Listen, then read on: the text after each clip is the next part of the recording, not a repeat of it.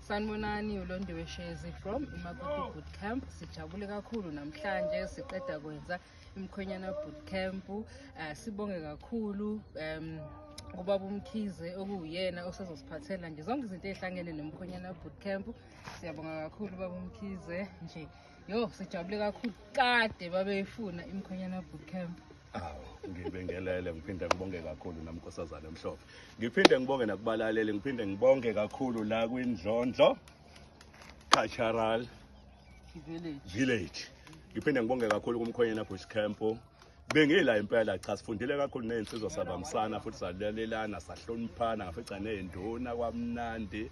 Safunda ukuthi umfana kufanele mayikhula iphathe kanjani, ngabahlukanisela ukuthi umfana uyiphatha kanjani, ngabaklamela, ngabahlahlelela bonke futhi bathi ba happy, bajabulile. Saza sayohlinza, sahlinza, sapheka, sakhipha ezithebeni, kwadliwa. Kumanje naba balele ngezisi bayabonuza lapho ngathi inyoka igingile. Uyabona ngithi impela ngisho kuyosuzwa ngisho ingane engasuzanga namhlanje indlela ekudliwe ngakhona. Cha ngibonge kakhulu kumkhonyana bootcamp 2026.